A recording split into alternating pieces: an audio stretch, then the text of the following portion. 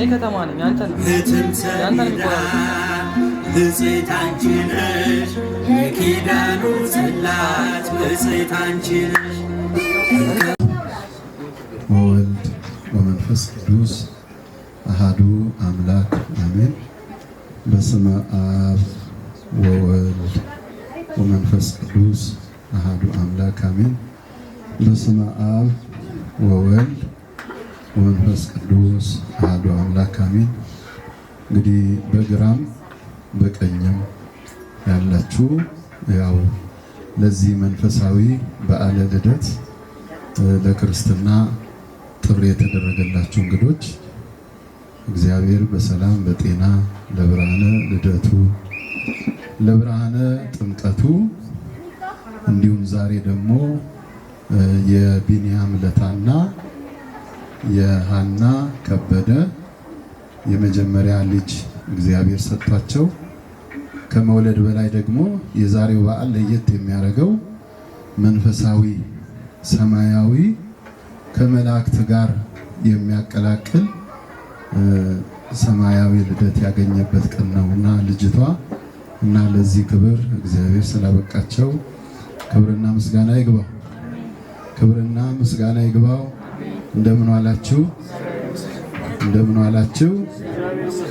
እግዚአብሔር አምላካችን ዛሬም ዘወትርም ለዘላለሙ ከአጽናፍ እስከ አጽናፍ ሕያውና ገናናው ስሙ የተመሰገነ ይሁን። እንግዲህ ከዚህ በማስቀጠል ያው እዚች ላይ የምታዩት ጽሑፍ ሁልጊዜ በጣም ትደንቀኛለች። ብዙ ቤት ሳያት በቃ ደስ ትላለች። ክርስትና የምትለዋ እኔ ደስ ስለሚለኝ ነው ጽሑፍ። ብዙዎቹ ይሄን ሚስጥር አይገባቸውም። አሁን ብዙዎቻችን በ40 እና በ80 ቀን የእግዚአብሔርን ልጅነት ሲያገኙ ከምናደርገው ይልቅ ሲወለዱ የተወለዱበትን ቀን ነው ብዙዎቻችን አሁን የምናከብረው። ይሄ አሁን ለምሳሌ ሰው ሲወለድ ለተወለደው ያው ትራጀዲ ነው፣ ለወላጁ ኮሜዲ ነው። ይሄን ታውቃላችሁ አይደል? ሲወለድ ሰው እያለቀሰ አይደል የሚወጣው? ያ የዓለምን መከራ ድምፅ ነው የሚያሰማው። ለወላጁ ግን ኮሜዲ ነው፣ ደስታ ነው። ሰው ሲሞትስ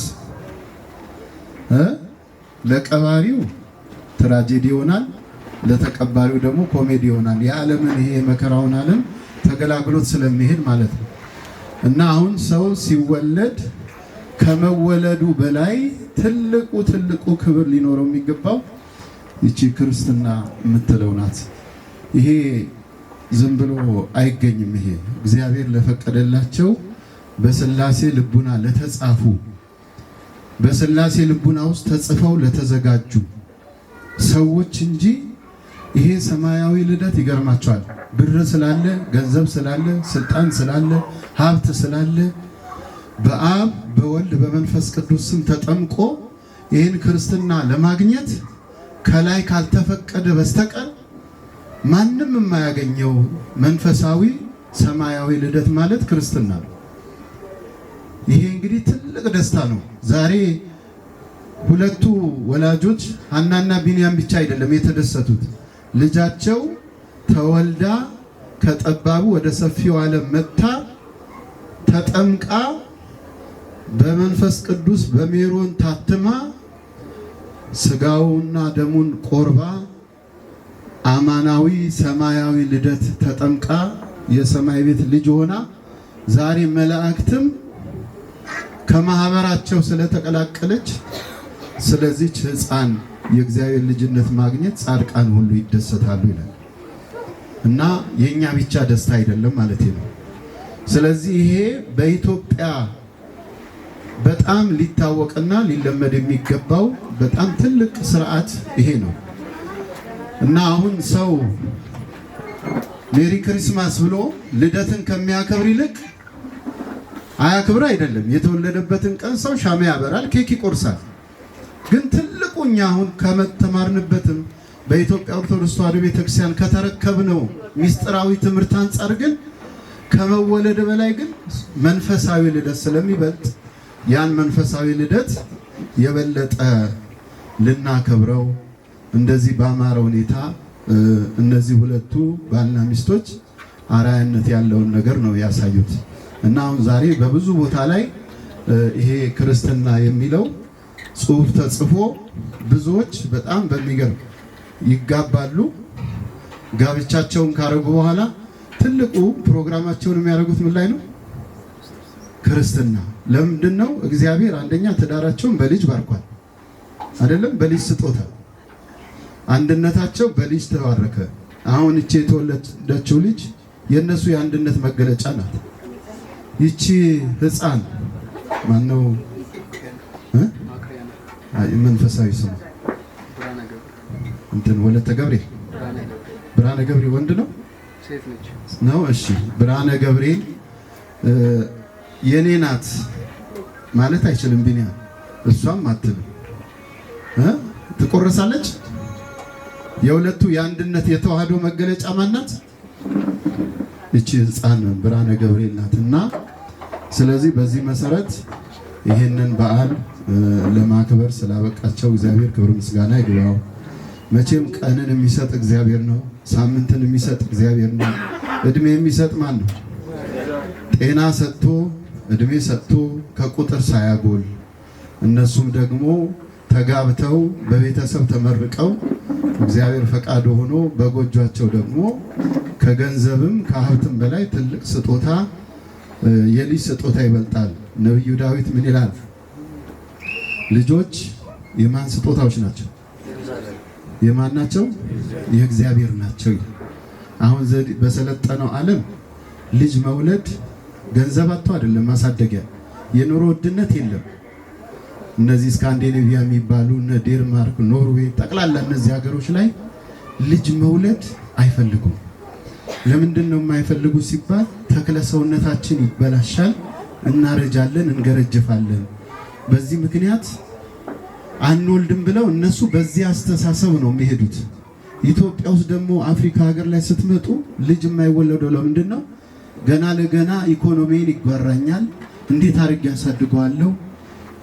ብዙ የኢኮኖሚ ችግሮች ስላሉ ለማጋባትም ለመውለድም የከበደበት ዘመን ውስጥ ነው ያለው። በዚህ አስተሳሰብ ነው እዚህ አፍሪካ ያለው። እዛ ደግሞ አውሮፓ ያለው ሌላ አስተሳሰብ። ስለዚህ ግን እግዚአብሔር መጥኖ ይሰጣል፣ እግዚአብሔር አውቆ ይሰጣል። ከዛ በኋላስ ልጆች ደግሞ በተሰጣቸው ዕድልና ጸጋ ያድጋሉ። አሁን ይቺ ሕፃን ስትመጣ ከጸጋ ጋር እኮ ነው የመጣችው። እግዚአብሔር የሚሰጣት ብዙ ጸጋ አለ። ዛሬ በመንፈሳዊ ልደት ጸጋ ተሰጥቷታል። ነገ ደግሞ የስጋዋን በረከት ረድኤት ደግሞ እግዚአብሔር አዘጋጅቶላታል። አሁን ባልና ሚስት ስለወሰኑ ስለምናምን አይደለም። እና አሁን አንዳንዶች ከተጋቡ በኋላ ረጅም ጊዜ ቆዩና አንወልድም ኢኮኖሚያችን ገና ስለሆነ እንቆይ ይሉና በኋላ ልጅ ያጣሉ። የተለያየ ዓለም የፈበረከው ሳይንሳዊ ሲስተም ልጅ ላለመውለድ የሚጠቀሙት የሳይንስ ቴክኖሎጂዎችን እየተጠቀሙ ከዛ ልጅ መውለድ ያቃታቸው ሰዎች አሉ። ዛሬ ግን ገንዘብ መጣ፣ ንብረት መጣ፣ ሀብት መጣ። ልጅ ግን ከየት ይምጣ? ልጅ የማን ስጦታ ነው? እኛ በፈለግነው ጊዜ የምናመጣው አይደለም። ልጅ ሚስት ስለፈለገች ባል ስለፈለገ ልጅ አይመጣም። ከማን ነው?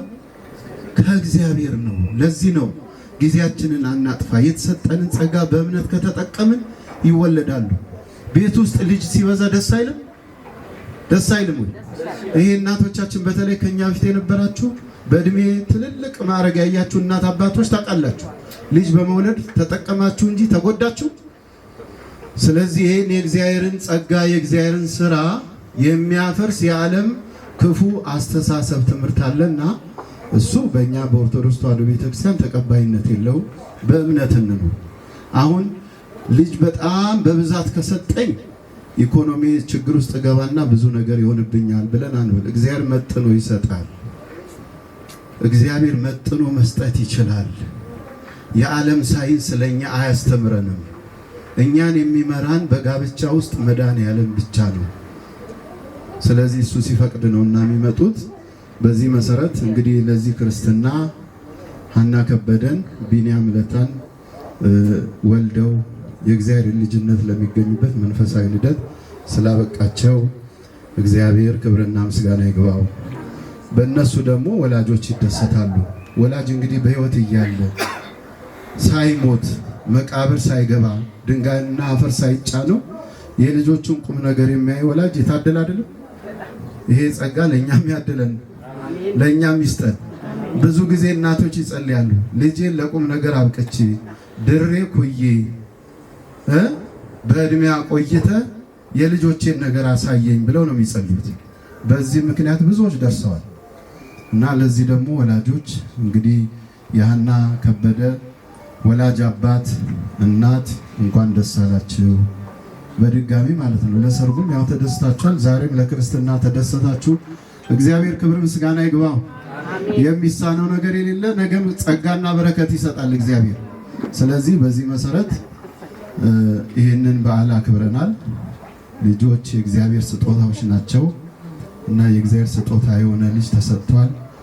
ለክርስትና እንደተጠራን እንዲሁ ደግሞ አድጋ ለምርቃቷ ለሰርጓ ደግሞ እድሜ ሰጥቶ ያድርሰን። አሁን ከዚህ በማስቀጠል እንግዲህ እኔ ጨርሻለሁ። ዘማሪ ዮርዳኖስ፣ ዘማሪ ይታየን፣ ዘማሪ ዘውዱ ያው ከተክለ ሃይማኖት አካባቢ ቢኒያም ከሚያገለግልበት ቤተክርስቲያን አካባቢ ሰፈሩ የሰንበት ትምህርት ቤት አገልጋዮች ናቸውና በዚህ ክርስትና ተደስተው በተከታታይ በተሰጣቸው ጸጋ በመሰንቆ ዝማሬውን ያቀርቡልናል። የቢኒያም ቤተሰቦችም ያው እንኳን ደስ አላችሁ። የሐና ከበደን ብቻ ነው ያልኩት። እሺ የቢኒያም ለታ ቤተሰቦችም ዘመዶች ሁሉ እንኳን ደስ አላችሁ። ደስታው ያው የሁሉም ስለሆነ ነው። ምክንያቱም ጋብቻ የተራራቀውን ያገናኛል፣ የማይተዋወቁን ህብረተሰብ የሚያገናኝ ነው። እንደ ጋብቻ ቅዱስ የለም። ጋብቻ በጣም ምስጢራዊ ቅዱስ ስርዓት ነው እና ብዙ ሰዎችን ያስተዋውቃል። አሁን እኛ ከየት እንተዋወቃለን አይደለም? በጋብቻ ምክንያት አይደለም እንተዋወቀው።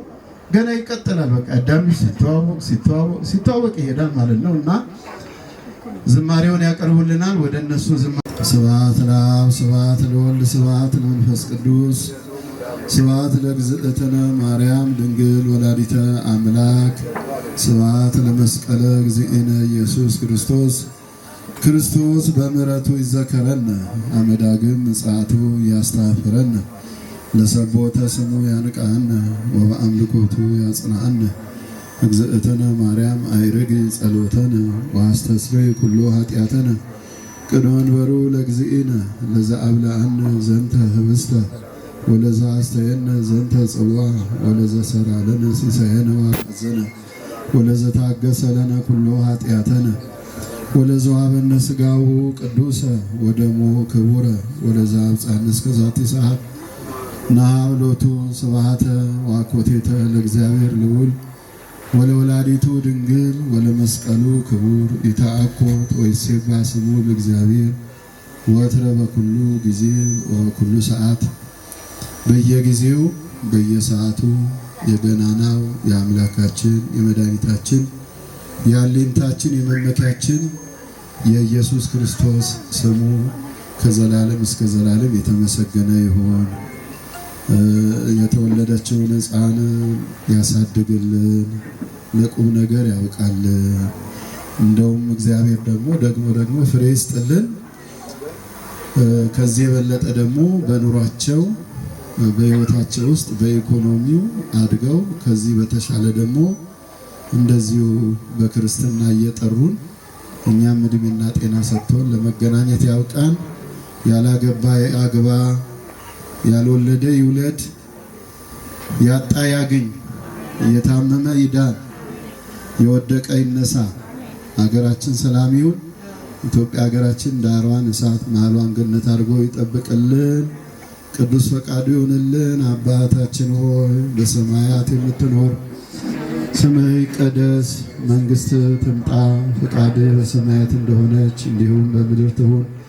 የዕለት እንጀራችን ስጠን ዛሬ፣ በደላችንንም ይቅር በለን እኛም የበደሉን ይቅር እንደምንል፣ አቤቱ ወደ ፈተናም አታግባን ከክፉ ሁሉ አድነን እንጂ መንግሥት ያንተ ናትና ኃይል፣ ክብር፣ ምስጋና ለዘላለሙ አሜን።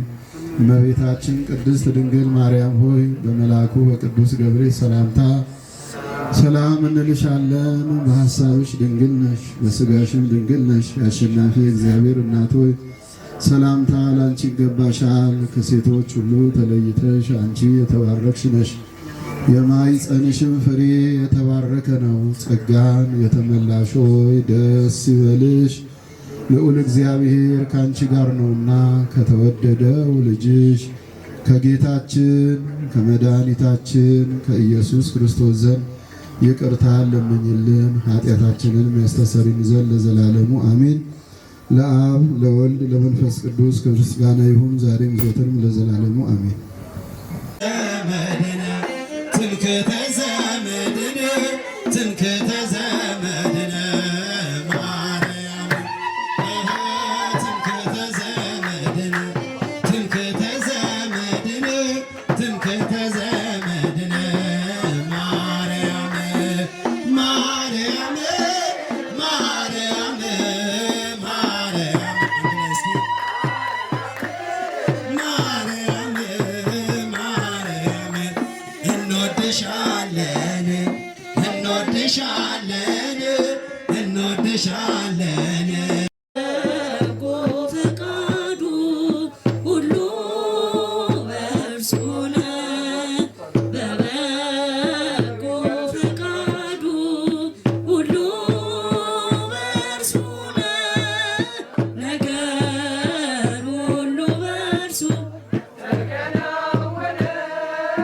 ነገር ሁሉ በእርሱ ተከናወነ።